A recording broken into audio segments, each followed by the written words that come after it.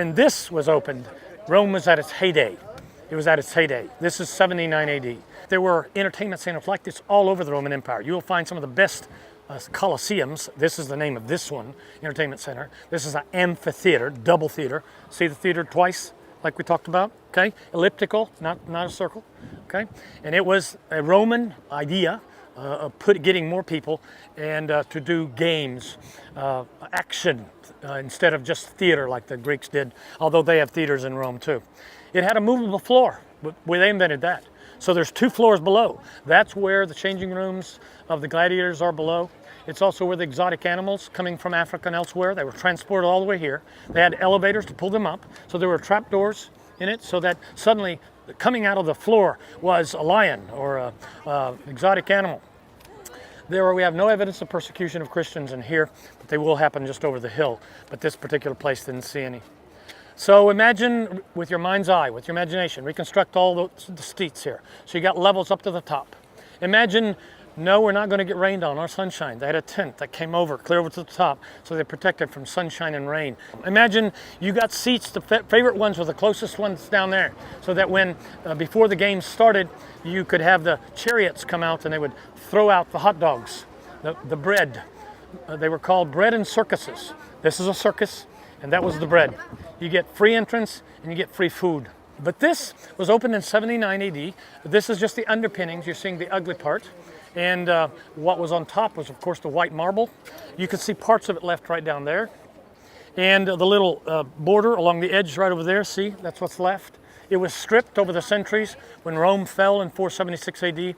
And it was like a quarry for anything you wanted to build, a house or a church building or whatever. And so people would come and at their own peril, because this was all in ruins, falling apart, wild animals, cats, dogs, vegetation.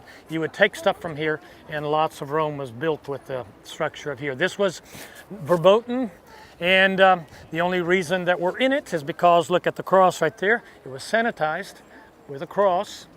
The cross was placed symbolically in the place where the emperor would come if he was here on a particular day for the games. Okay, so that's the VIP settings right down there. Okay, very important person. You could tell in a Roman amphitheater or in a stadium or theater, they were the only seats with backs on them. All the rest of them didn't have backs. You would look at the end of a gladiator fight down here and you would do the thumbs up and thumbs down thing, right? Thumbs up meant spare him.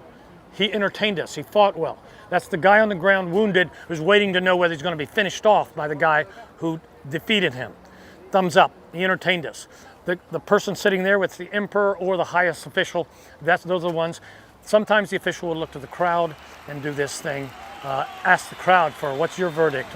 Imagine that. You've got a human being wounded down on the ground and you are here going like that. Finish him off, finish him off. Gladiators had an average lifespan of about 3 years. Most of them died of infections if they were not finished off in the sense.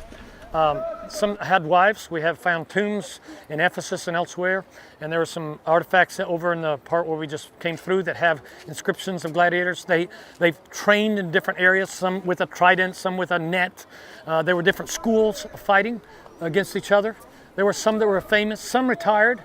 Some of the Roman pagan authors will marvel at the thirst or lust for blood, lust for entertainment at any cost, even at the cost of suffering and dying of another human being, that the Romans had developed by the time that this was opened.